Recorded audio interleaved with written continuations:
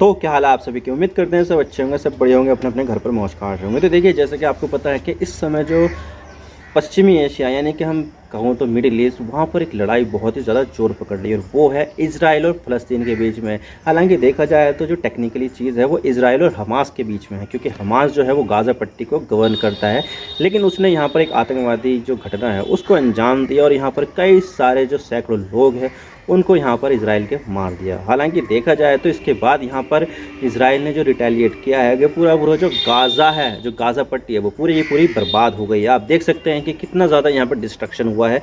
कोई सी भी बिल्डिंग आपको यहाँ पर सही सलामत दिखेगी नहीं, सारी की सारी बर्बादी यहाँ पर आपको दिखाई दे रही है। और यहाँ पर जो पश्चिमी देश है उन्होंने भी यहाँ पर अंधा सपोर्ट इजराइल को करना शुरू कर दिया है। हालांकि देखा जाए तो भारत का जो सपोर्ट है वो यहाँ पर दोनों देशों को है।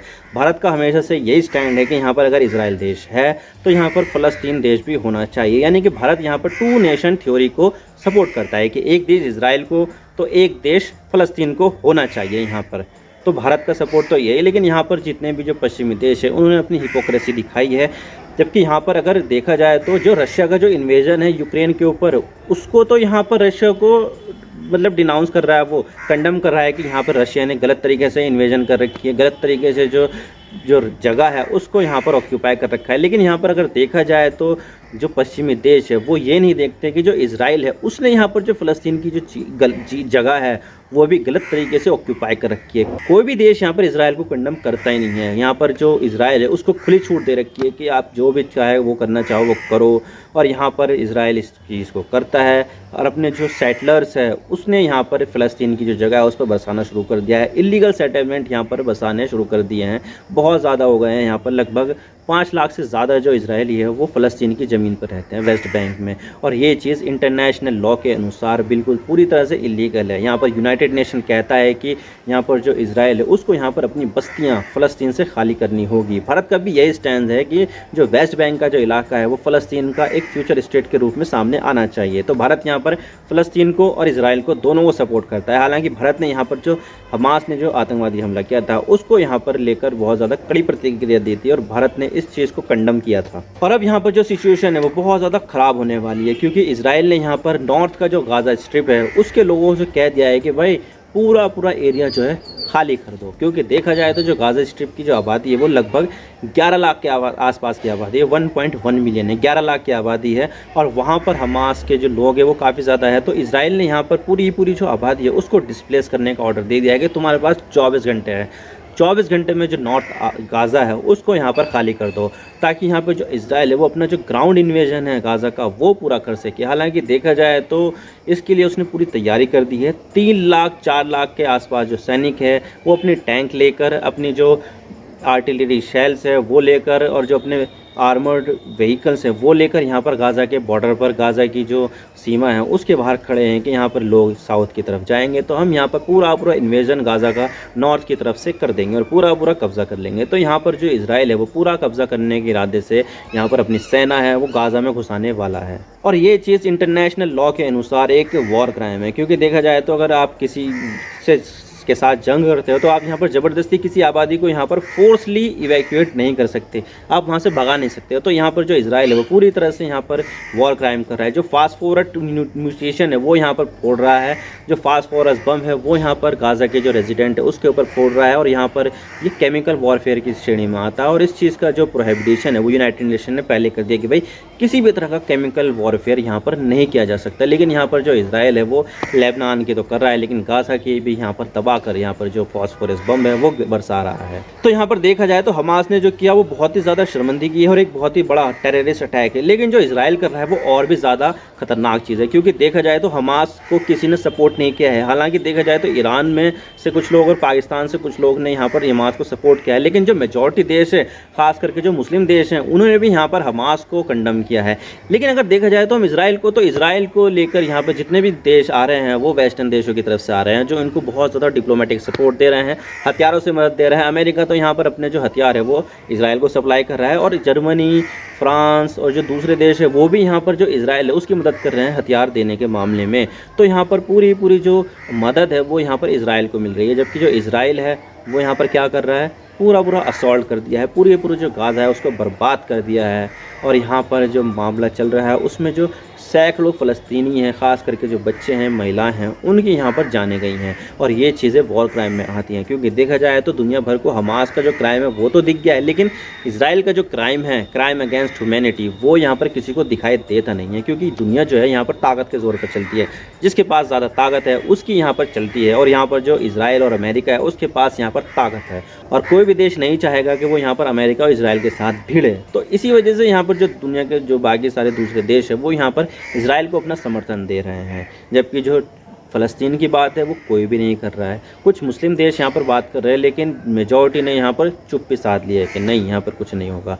और यहाँ पर आपको तो पता ही है कि जो सबसे ज़्यादा जिसको फ़ायदा होगा, जिस देश को फ़ायदा होगा, मतलब वो यहाँ पर ईरान होने वाला है। लेकिन यहाँ पर जो रशिया है उसको भी यहाँ पर काफ़ी ज़्यादा फ़ायदा होगा। देखा जाए तो भारत को यहाँ पर काफ़ी ज़्यादा नुकसान है, महंगाई बढ़ जाएगी, पेट्रोलियम के प्रोडक्ट के जो प्राइस है वो बढ़ जाएंगे। और जो भारत का जो आईमैक प्रोजेक्ट है, जिसमें भारत को मिडिल ईस्ट से होते हुए यूरोप तक जोड़ा जाएगा, उसमें भी यहाँ पर अब दिक्कत आ गई है। लेकिन यहाँ पर भारत को यहाँ पर काफ़ी ज़्यादा नुकसान होने वाला है, और जबकि जो रशिया है उसको यहाँ पर काफ़ी ज़्यादा फ़ायदा होने वाला है। और ये जो फ़ायदा क्या होगा, आज इसके बारे में ही बात करते हैं। तो चलिए शुरू करते हैं। तो सबसे पहला फ़ायदा जो रशिया को होने वाला है वो ये होने वाला है कि उसका एक वॉर चल रहा है यूक्रेन के साथ। आपको तो पता ही है कि यूक्रेन जो है वो नेटो में शामिल होने वाला था, लेकिन इस चीज़ को लेकर जो रशिया है वो काफ़ी ज़्यादा नाराज़ थे कि भाई इस तरह से तुम कैसे कर सकते हो, नेटो की सेना क्या हमारे दरवाजे पर ला के खड़े करे हुए क्या। तो इस वजह से यहाँ पर जो रशिया है उसने यहाँ पर यूक्रेन के ऊपर आक्रमण कर दिया, इसका नाम दे दिया special operation, special military operation, कुछ ऐसा ही है। लेकिन यहाँ पर जो यूक्रेन है उसकी मदद करने के लिए अमेरिका सामने आ गया, और लगभग अब तक इसमें 43 बिलियन यूएस डॉलर की मदद कर दी है यहाँ पर पूरे 1.5 साल में। और इस सोच सकते हैं कि बहुत बड़ी रकम है ये 43 बिलियन यूएस डॉलर, जिसमें सबसे ज़्यादा तो हथियार है। मान के चलिए अगर यहाँ पर यूक्रेन को हथियार ना मिले तो वो रशिया के सामने 10-15 दिन के अंदर ही ढेर हो जाएगा। लेकिन यहाँ पर जो अमेरिका है और उसके जो सहयोगी देश है वो यहाँ पर लगातार यूक्रेन को हथियार की सप्लाई कर रहे हैं कि भाई ये ले हथियार और चाहिए और ले, ये ले वो चीज़ ले, ये ले लॉन्चर ले, ये ले मिसाइल रॉकेट सिस्टम ले, ये ले एयर डिफेंस सिस्टम ले, ये ले लड़ाकू विमान ले, एम्यूनिशन ले, सारी चीज़ ले। तो इस वजह से यहाँ पर जो लड़ाई चल रही है वो काफ़ी ज़्यादा इंटेंसिव चल रही है, और यहाँ पर रशिया को काफ़ी ज़्यादा लंबा ब्लो लगा है। जब रशिया ने यहाँ पर हमला किया था यूक्रेन के ऊपर तो सोचा था कि यार ये तो हम हफ्ते 10 दिन में जो है जीत लेंगे, क्योंकि यूक्रेन की आर्मी इतनी खास आर्मी तो है नहीं, तो इसको जीतने में काफ़ी ज़्यादा लंबा समय लगने वाला ही नहीं है। लेकिन यहाँ पर मामला रशिया का उल्टा पड़ गया, और यहाँ पर इसको लग गया है 1.5 साल, और अभी कितने साल और लगेंगे ये किसी को भी नहीं पता था। तो इस चीज़ से यहाँ पर जो पूरा अटेंशन चल रहा था दुनिया का वो यूक्रेन वॉर पर चल रहा था। आपने सुना होगा रोज़ रोज़ यहाँ पे नई खबरें आती थी, जिससे क्या हो रहा था, पूरी दुनिया का अटेंशन यहाँ पर यूक्रेन की तरफ जा रहा था।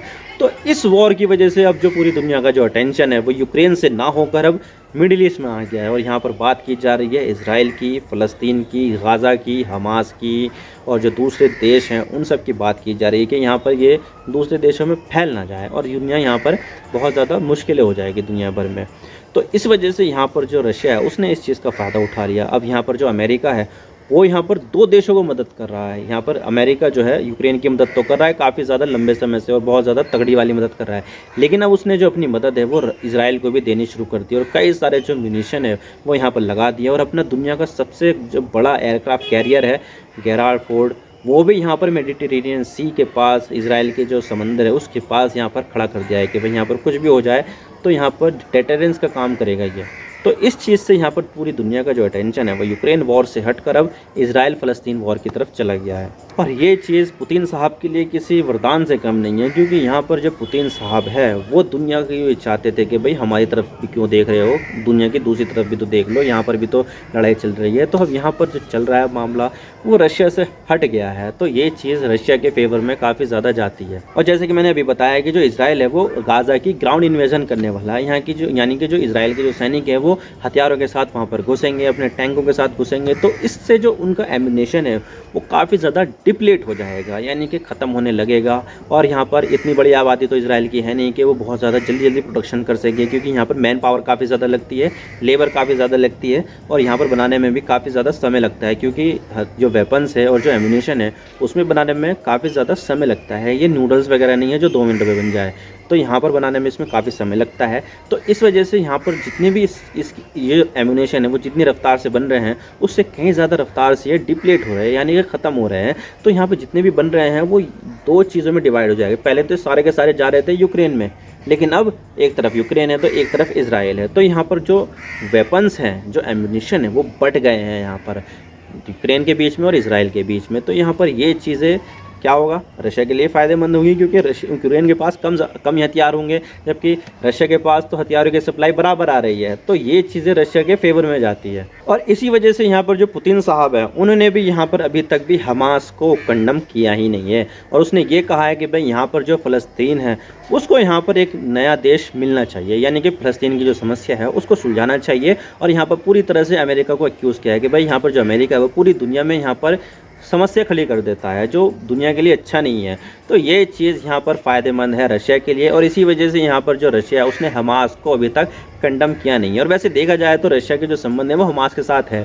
कुछ समय पहले, कुछ महीनों पहले यहाँ पर हमास का जो डेलीगेशन था वो मॉस्को विजिट किया था, और यहाँ पर बातचीत चली थी पुतिन साहब के साथ भी, और जो रशिया के दूसरे ऑफिशियल्स हैं उनके साथ भी बातचीत चली थी। तो रशिया है यहाँ पर हमास को एक आतंकवादी संगठन मानता ही नहीं है। वो ये मानता है कि वो फ़लस्तीन के लिए लड़ रहे हैं और फ़लस्तीन के लिए रिजल्ट दिखा रहे हैं, और यहाँ पर ये सरकार चला रहे हैं गाज़ा की, तो यहाँ पर ये लेजिटिमेट हो जाते हैं। तो ये चीज़ है, और ये फ़ायदेमंद है किसके लिए, रशिया के लिए फ़ायदेमंद है। रशिया के संबंध भी है ख़ास करके ईरान की वजह से, क्योंकि यहाँ पर ईरान और रशिया का एक एक्सिस बन गया है, जिसकी वजह से जो अब ईरान है वो रशिया की मदद कर रहा है यूक्रेन वॉर में, जबकि जो रशिया है वो ईरान की मदद कर रहा है उसकी एयरफोर्स बनाने में। तो यहाँ पर ये म्यूचुअल बेनिफिट की मामला है। और यहाँ पर सिर्फ रशिया को ही फ़ायदा नहीं है, बल्कि यहाँ पर चाइना को भी फ़ायदा होने वाला है, क्योंकि आपको मैं बता दूँ कि यहाँ पर मसला जो चल रहा है वो चाइना और ताइवान के बीच में चल रहा है, जहाँ पर जो ताइवान है वो यहाँ पर ये कहता है कि मैं एक आज़ाद देश हूँ, जबकि जो चाइना है वो ये कहता है कि नहीं, तुम आज़ाद देश नहीं हो, तुम हमेशा हमारे हिस्सा थे, और यहाँ पर हम जो आपकी आज़ादी है वो छीन लेंगे और आपको हमारे अंदर मतलब कि इन्वेट कर देंगे और आपको हमारे अंदर शामिल कर लेंगे। तो यहाँ पर ये चलता है, जबकि जो ताइवान की जो सिक्योरिटी गारंटी है वो यहाँ पर अमेरिका ने उठा रखी है कि भाई यहाँ पर ताइवान को कुछ होता है तो अमेरिका यहाँ पर ताइवान की मदद करने के लिए सामने आएगा और अपने हथियार लेकर आएगा। लेकिन यहाँ पर अगर अमेरिका के हथियार यूक्रेन में बिजी हो जाएंगे, रशिया और इज़राइल में बिज़ी हो जाएंगे, और दूसरी जो कन्फ्लिक्ट है उसमें बिज़ी हो जाएंगे, तो उनका प्रोडक्शन इतना होगा नहीं जितना उसकी वजह से डिप्लेशन हो जाएगा। तो यहाँ पर जो मामला चल रहा है वो चाइना को भी फ़ायदेमंद हो सकता है ये चीज़। इसी वजह से चाइना ने अभी तक भी इसको कंडम किया नहीं है, बल्कि यहाँ पर जो चाइना है वो ये कह रहा है कि फ़लस्तीन एक राज्य है, फ़लस्तीन एक देश है, वो बनाओ फ़लस्तीनियों के लिए। तो ये चीज़ चल रही है, और ये चीज़ रशिया और चाइना दोनों के लिए फ़ायदेमंद है। और इस चीज़ से जो आईमैक का जो प्रोजेक्ट है वो रुक गया है, जिससे इंडिया को नुकसान हुआ है। और जो आईमैक जो प्रोजेक्ट है उससे यहाँ पर क्या होता था कि जो चाइना का जो BRI प्रोजेक्ट है उसके काउंटर में निकाला गया था। अब देखिए यहाँ पर जो इज़राइल और हमास के बीच में जो युद्ध है इसकी वजह से यहाँ पर ये मामला अटक गया है। तो इस वजह से जो BRI प्रोजेक्ट है और जो चाइना का CPEC प्रोजेक्ट है जो पाकिस्तान के साथ चलता है वो यहाँ पर पहले तैयार हो जाएगा, और यहाँ पर ये चीज़ चाइना के लिए फ़ायदेमंद होने वाली है, और रशिया के लिए तो फ़ायदेमंद होगी ही होगी। तो आई होप आपको सारी बातें समझ में आ गई होगी। अगर वीडियो थोड़ा सा भी पसंद आए तो लाइक कर देना, वरना डिसलाइक कर देना, लेकिन चैनल को सब्सक्राइब जरूर कर देना। आपके एक सब्सक्रिप्शन से हम आगे कंटेंट बनाने की मोटिवेशन मिलती है। Thank you for watching. I really appreciate your precious time. God bless you all. Now signing off.